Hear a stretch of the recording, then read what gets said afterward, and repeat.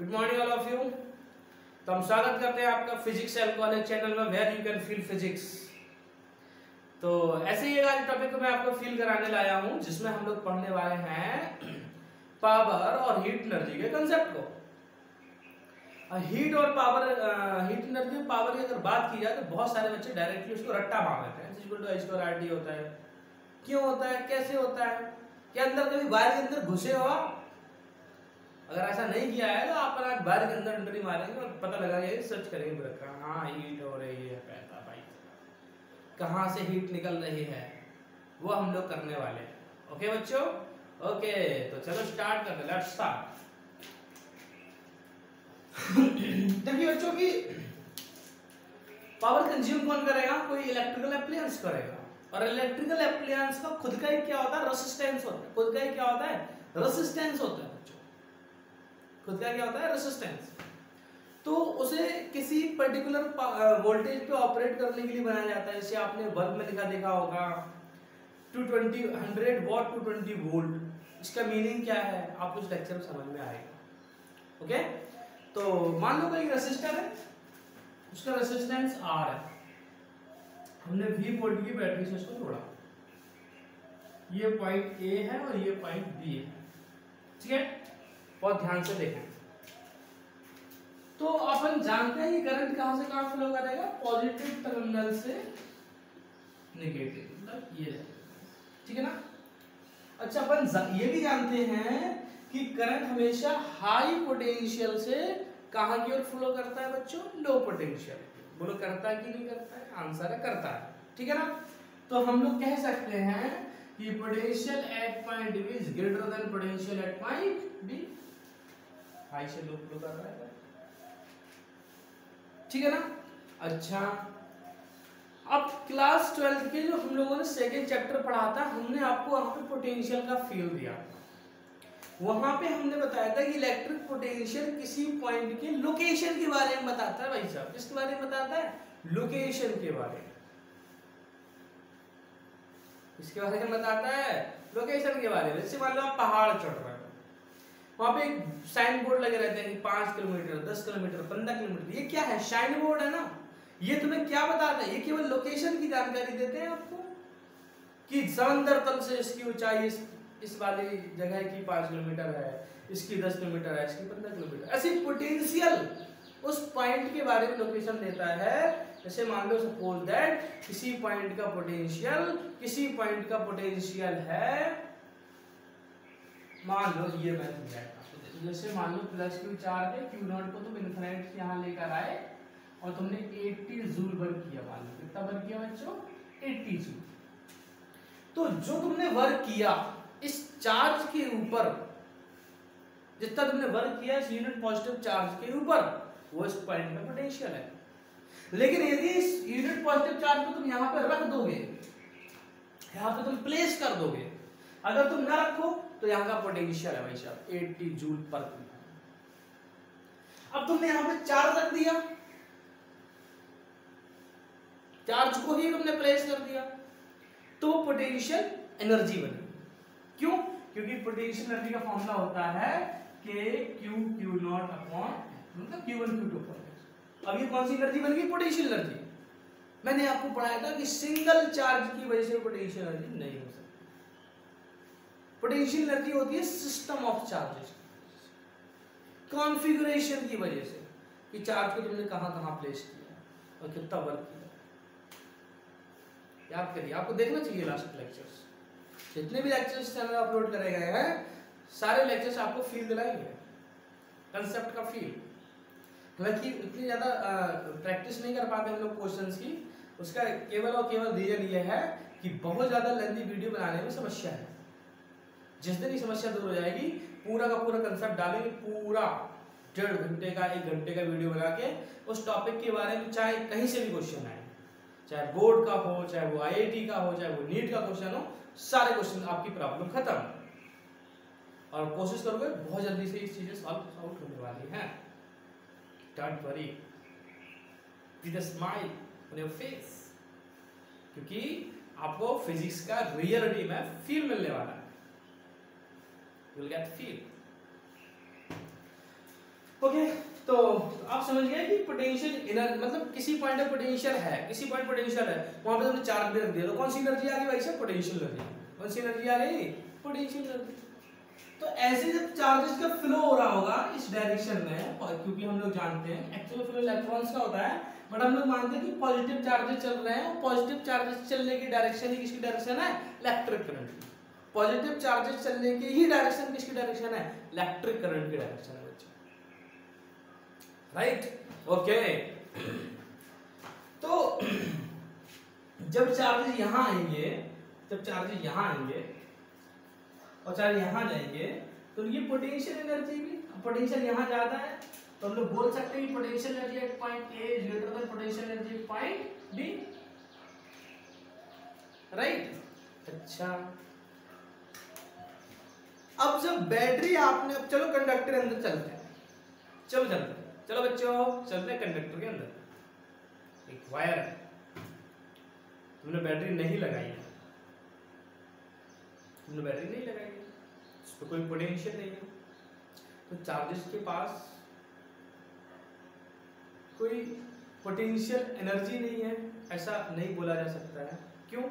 क्योंकि नहीं बोला जा सकता है क्योंकि जो फ्री इलेक्ट्रॉन्स घूम रहे हैं, वहाँ पे पॉजिटिव है, वहाँ पे नेगेटिव चार्ज सारे और रैंडमली मोशन कर रहे हैं, तो उनके पास फोर्स ऑफ अट्रैक्शन है, पोटेंशियल एनर्जी तो उनके पास है ना? लेकिन अगर हम लोग बात करें कि जब हम लोग बैटरी उसमें लगा देते हैं, सेल लगा देते हैं उसमें, तो चार्जेस क्या करते हैं? ड्रिफ्ट वेलोसिटी के साथ मूव करते हैं। किसके साथ मूव करते हैं बच्चों? ड्रिफ्ट वेलोसिटी के साथ, है ना? तो अगर ड्रिफ्ट वेलोसिटी के साथ चार्ज मूव नहीं करते तो ए से बी पे चार्ज आते ही ना, रैंडम मोशन करते वो तो। Getting my point, right? तो ए से बी तक सब चार्जेस आ रहे हैं चल के, तो मतलब पोटेंशियल एनर्जी में क्या हो रहा है? डिफरेंस। और पोटेंशियल एनर्जी में क्या हो रहा है बच्चों? कैलकुलेट करना है हम लोग को डिफरेंस। तो देखो कैसे निकालोगे आप? Delta U is equal to UV minus UA. अब पोटेंशियल एनर्जी का फॉर्मूला होता है Q इंटू वी, ये भी आप कर सकते हो। कैसे कर सकते हो? ये फॉर्मूला बताओ किसका बना? V का बना ना, ये Q है, तो VQ भी पोटेंशियल एनर्जी हुआ ना, VQ पोटेंशियल एनर्जी। तो यहां पे पोटेंशियल एनर्जी हुई QVA, यहां पे पोटेंशियल एनर्जी हुई QV, यहां पे B, QVB, QVA, राइट? अब तुम पोटेंशियल एनर्जी की स्केलर क्वांटिटी है, तुम दोनों को सब्ट्रैक्ट कराओगे तो पोटेंशियल एनर्जी जो आएगी वो नेगेटिव आएगी, क्योंकि ये वाली बड़ी ये वाली छोटी है, तो माइनस QV या VB माइनस ऐसा बोल सकते हैं आप, है ना? QVB minus VA, okay? अच्छा, VB माइनस VA का कुछ तो पोटेंशियल डिफरेंस आएगा। जैसे हमने कहा यहाँ पोटेंशियल 5, यहाँ पोटेंशियल 2, तो VB माइनस VA का आंसर कितना आने वाला है आपका? माइनस का 3 आने वाला है। यहाँ पे 5 है, यहाँ पे 2 है, तो VB माइनस VA करोगे तो माइनस का 3 है। तो जो फाइनल पोटेंशियल एनर्जी का चेंज आएगा वो माइनस Q इंटू V नहीं आएगा। पोटेंशियल डिफरेंस हम लोगों ने निकाल लिया, माइनस Q, ठीक है ना? अच्छा, अब आप हीट एनर्जी के कंसेप्ट में पढ़ चुके हो कि हीट एनर्जी क्या है? एक्चुअल में काइनेटिक एनर्जी है। हीट एनर्जी एक्चुअल में है क्या बच्चों? काइनेटिक एनर्जी है। मान लो एक बॉडी गर्म है, एक बॉडी ठंडी है, तो जो बॉडी गर्म है उसके अंदर क्या ज्यादा है? उसकी इंटरनल एनर्जी ज्यादा है, काइनेटिक एनर्जी उसकी ज्यादा है। काइनेटिक एनर्जी उसकी ज्यादा है, जो बॉडी ठंडी उसकी एनर्जी कम है। तो हीट एक कोई फ्लूइड नहीं है कि उसमें डाल दिया तो वो फ्लूइड है, ऐसा नहीं है। हीट एक्चुअल में क्या है? Kinetic energy, right? अच्छा, तो अगर हम लोग यहाँ फॉर्मूला लगाएं हीट कंजर्वेशन का, किसका लगाएं बच्चों? हीट कंजर्वेशन, मतलब यह एनर्जी कंजर्वेशन। क्या लगाएं बच्चों?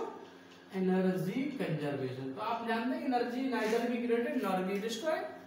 पोटेंशियल एनर्जी अगर बड़ी है तो एनर्जी घटी होगी, अगर पोटेंशियल घटी है तो काइनेटिक बढ़ी होगी, लेकिन पूरी टोटल एनर्जी क्या रहने वाली, कंजर्व रहने वाली है। Getting my point? यस। तो energy conserve by the energy conservation law, ठीक है, क्या होगा, टोटल एनर्जी क्या के बराबर, काइनेटिक प्लस पोटेंशियल। अगर हम दोनों चेंज निकालने की कोशिश करें तो delta is equal to delta के प्लस डेल्टा यू, होगा कि नहीं होगा, राइट? अच्छा,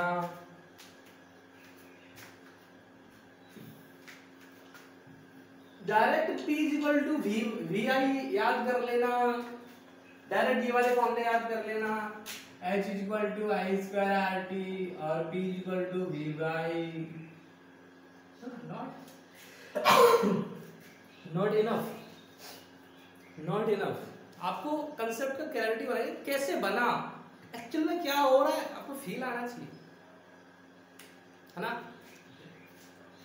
तो अपन जानते हैं कि इसमें चेंज की अगर बात करी जा रही है तो टोटल एनर्जी तो कंजर्व है, उसमें तो कोई चेंज हुआ नहीं है।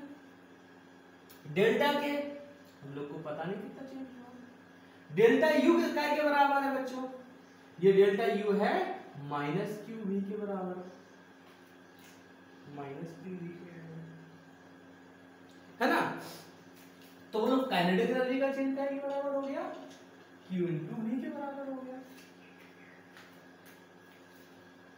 राइट? अब काइनेटिक एनर्जी में जितना चेंज आएगा उतनी क्या जनरेट होगी, heat. Getting my point? Getting my point बच्चों? कैसे हीट हो रहा है तुम्हें पढ़ा दिया जाता है कि कोई भी इलेक्ट्रिकल एप्लायंस आप चलाते हो, कोई भी इलेक्ट्रिक तो उसको वो हीटेड हो जाता है, क्योंकि करंट क्या देता है, हीट इफेक्ट देता है। नॉट इनफ यार, अंदर चलते तब बात पता लगेगी क्या हो रहा है, राइट? ओके, तो काइनेटिक एनर्जी का जो चेंज है वो काय के बराबर है बच्चों, हीट के बराबर। हीट एनर्जी, कौन सी एनर्जी, हीट एनर्जी, राइट? तो H is equal to Q V, V को बोलो बच्चों हम लोग क्या लिख सकते हैं, वी को हम लोग क्या लिख सकते हैं,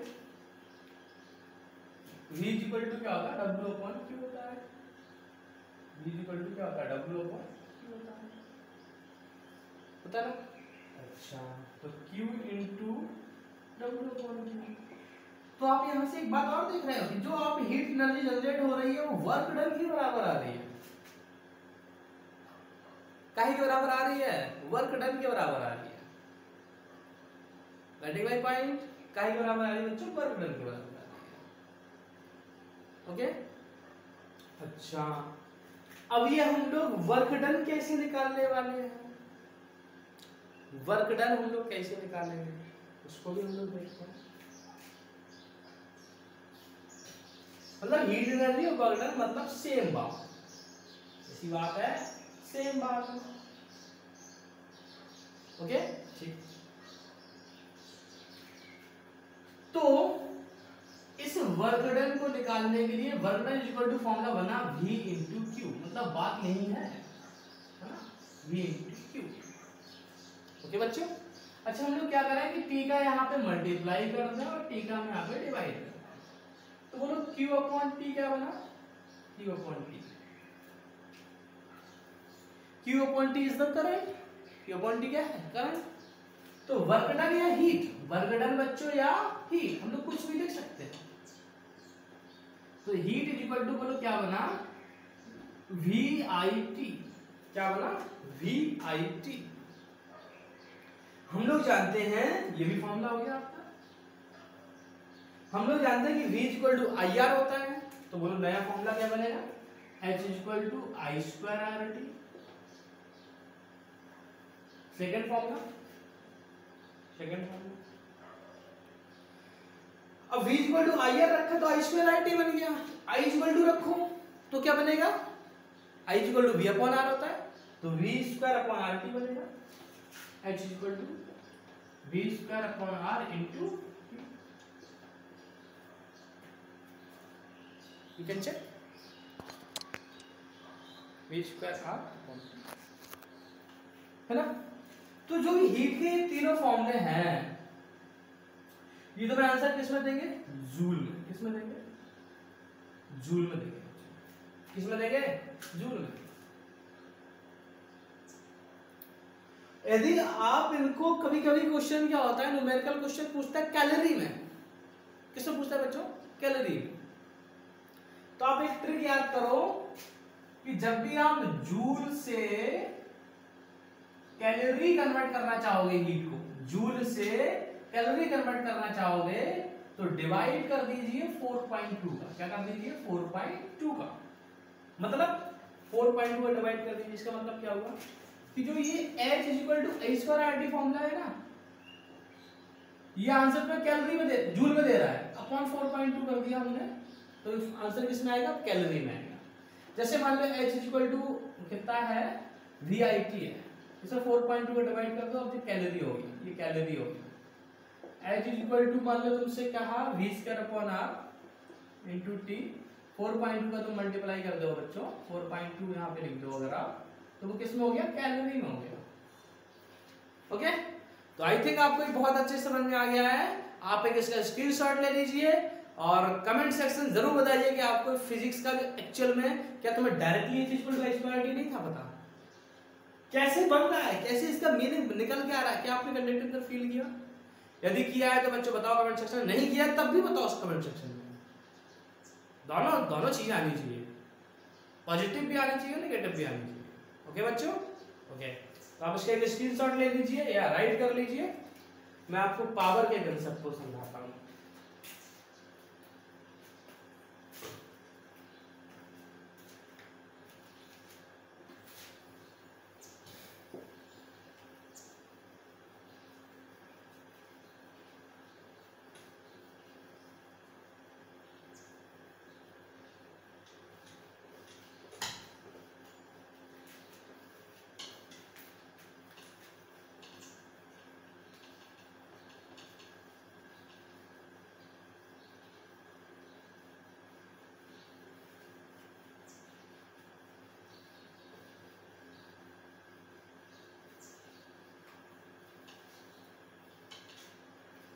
ओके, तो पावर होता क्या है, व्हाट इज पावर बच्चों, आप जानते हो क्या, मेरा बहुत ही पावर है, the rate of doing work या energy consumption per unit time, energy consumption per unit time. Energy क्या के बराबर, वर्क डन के बराबर, डेल्टा के बराबर है। तो the rate of doing work, कुछ भी आप चाहो तो समझ सकते हो। तो the rate of doing work, आप बताओ, P = वर्क का के बराबर हमने किया, डेल्टा चेंज इन एनर्जी के बराबर, राइट। अब डेल्टा के हम लोगों ने वर्क के बराबर निकाला था, वर्क का वो काय के बराबर निकला था, VIT के बराबर निकला था, अपॉन T, T से T कैंसिल हुआ, तो पावर = VI। बोलो बच्चे यूनिट क्या है इसका, वॉट। क्या यूनिट है, वॉट, है ना। अच्छा क्वेश्चन आता है व्हाट इज 1 वॉट, 1 वॉट क्या है। तो अगर 1 वोल्ट पे 1 एम्पीयर करंट ऑपरेट, कोई एप्लायंस है 1 वोल्ट पे ऑपरेट हो रहा है, 1 एम्पीयर करंट जा रहा है, तो कितने वॉट होगा, 1 वॉट होगा, ठीक है ना। अच्छा, अब इसी के बहुत सारे फॉर्मूले बन सकते हैं। P = IR रखो तो I²R हो जाएगा पावर का, और P = I = V²/R हो जाएगा। ये 3 फॉर्मूले पावर के बने, ठीक है ना। तो अब ये 3 फॉर्मूले आपके पावर के बने हैं, VI, I²R, V²/R। ये पावर एक्चुअल में क्या है, जितनी ज्यादा रेट होगी एनर्जी कंजप्शन की उतना तेज ग्लो करेगा। जितनी ज्यादा रेट होगी एनर्जी कंजप्शन की उतना ही ज्यादा तेज ग्लो करेगा बल्ब की अगर बात करी जाए, कोई भी मशीन है जितना ज्यादा एनर्जी कंज्यूम करेगी मतलब एनर्जी कंज्यूम करने के बराबर वर्क नहीं बराबर उतनी ज्यादा वर्क करती रहती है। Getting my point, yes. तो ये पावर के फॉर्मूले हैं। तो अब हम कुछ इससे एक कंसेप्ट देने वाले हैं, यहाँ से न्यूमेरिकल्स बनते हैं बच्चों। जैसे आपने सीरीज रेसिस्टर को सीरीज कॉम्बिनेशन में लगाया, पैरेलल कॉम्बिनेशन में लगाया, ऐसे हम लोग किसको लगाने वाले हैं, बल्ब को लगाने वाले हैं और इक्विवेलेंट पावर फाइंड करने वाले हैं, इक्विवेलेंट पावर।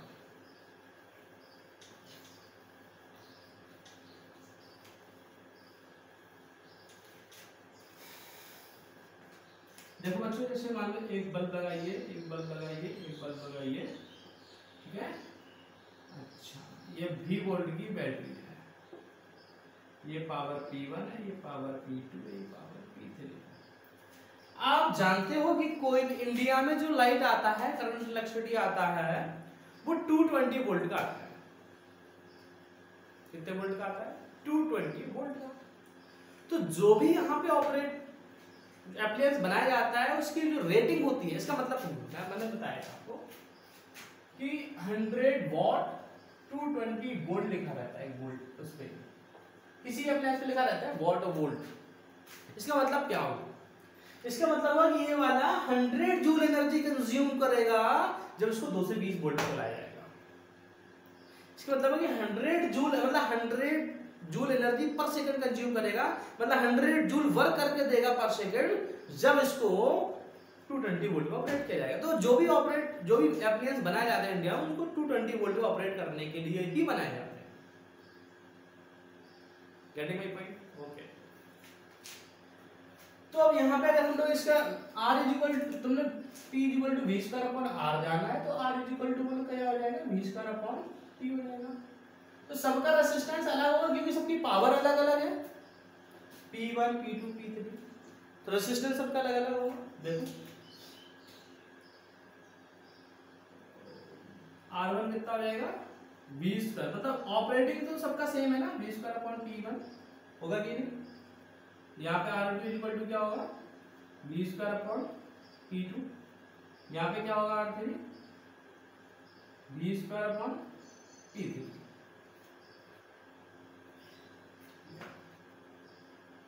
है ना? ओके। तो अब ये कैसा कॉम्बिनेशन है? ये सीरीज कॉम्बिनेशन है। ऐसा कॉम्बिनेशन है सीरीज कॉम्बिनेशन। तो बोलो R equivalent is equal to, बोलो क्या होगा? R इक्विवेलेंट निकालना है अगर हमें, तो सबको जोड़ दो, R1 plus R2 plus R3। तो R equivalent is equal to R1 की value V² upon P1, V² upon P1 plus V² upon P2 plus V² upon P3। तो जो R इक्विवेलेंट है वो टोटल रेजिस्टेंस वो भी क्या के बराबर है? वो भी V² अपॉन P इक्विवेलेंट के बराबर होगा। सोचो होगा कि नहीं होगा? तो अपन जान रहे हैं V² कैंसिल हो जाएगा, तो 1 अपॉन P इक्विवेलेंट क्या के बराबर होगा? 1 upon P1 plus 1 upon P2 plus 1 upon P3। ये आपका आया सीरीज कॉम्बिनेशन का पावर्स का कॉम्बिनेशन। वो रेसिस्टर का कॉम्बिनेशन था तो वो इक्विवेलेंट आएगा। ये किसका कॉम्बिनेशन है? पावर्स का। ओके बच्चों, अब जैसे मान लो हमें 3 बल्ब ऐसे लगाने,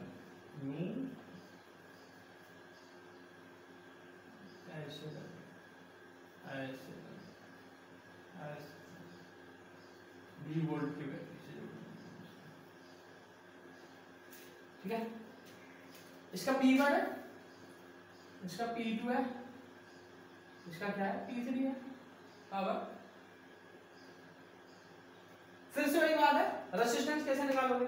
V² upon P1, V² upon P2, V² upon P3। लेकिन इसका इक्विवेलेंट रेजिस्टेंस का फॉर्मूला क्या होगा पैरेलल का? 1 upon R1 plus 1 upon R2 plus 1 upon R3। तो 1 अपॉन R इक्विवेलेंट का फॉर्मूला क्या बनेगा? 1 अपॉन R1 क्या होता है? बराबर होगा V² अपॉन P1, तो P1 पर चला गया, प्लस R2 का V² अपॉन P2, तो P2 पर चला गया। समझ गए ना बात को? मेरे बात को समझ गया ना? और ये R इक्विवेलेंट P लिखेंगे अपन लोग, तो बोलो ये V² अपॉन I के बराबर होगा, P इक्विवेलेंट के बराबर होगा। तो दिख रहा है V² क्या हो जाएगा? P कैंसिल हो जाएगा, तो जो P इक्विवेलेंट क्या के बराबर आएगा? P1 plus P2 plus P3। ये पावर कॉम्बिनेशन का फॉर्मूला। ओके बच्चों, तो ये हम लोगों ने पावर्स के बारे में बहुत ही डिटेल में पढ़ा, बहुत ही फील करते हुए पढ़ा, और अपने हीट एनर्जी कंजम्पशन के बारे में पढ़ा। तो इसके ऊपर हम लोग कुछ अच्छे अच्छे क्वेश्चन करने वाले हैं, वो क्वेश्चन होंगे नेक्स्ट वीडियो में। ओके बच्चों, थैंक यू।